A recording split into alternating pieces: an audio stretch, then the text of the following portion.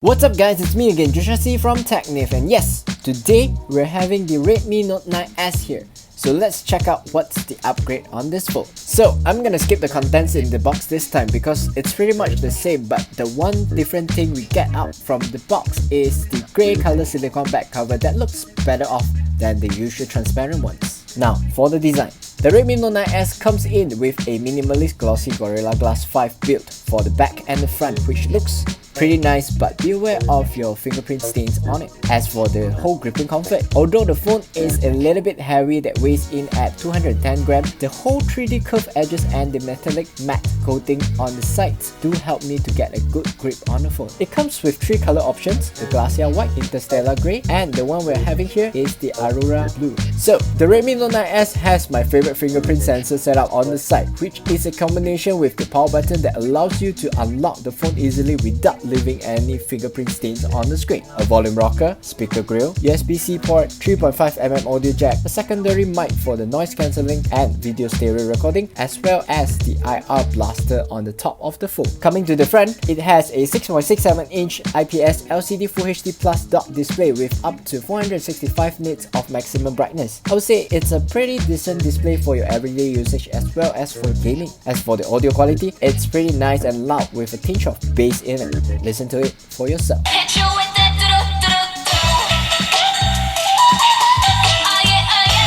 Speaking about gaming, this phone runs on the Snapdragon 720G chipset coupled with up to 6GB of RAM and 128GB of storage, which is pretty smooth on gaming as I've tested it out with the PUBG Mobile. With high graphic quality and max frame rate settings, it runs pretty smooth and fluid without any obvious lag issues. Furthermore, with the huge 5020mAh battery and 18W fast charging, you can still have at least a day to spare after hours of gaming on the phone. Now, coming into the main highlight of the phone, which is the quad camera setup on the rear. It sports a 48MP main camera, 8MP 119 degrees ultra wide angle camera, 5MP macro lens, and a 2MP depth sensor. The picture quality is pretty good, especially on the details and color contrast taken by the 48MP main camera and the 5MP macro lens. In terms of video recordings, you'll be able to record up to 4K 30fps videos. On the front, the 16MP selfie camera did a pretty decent job as well. So for me, this is a pretty decent phone looking at the price of 899 ringgit. You get a great camera setup with nothing much to complain about it, but as usual, I'd like to nitpick for you guys to consider in, which is the sunlight eligibility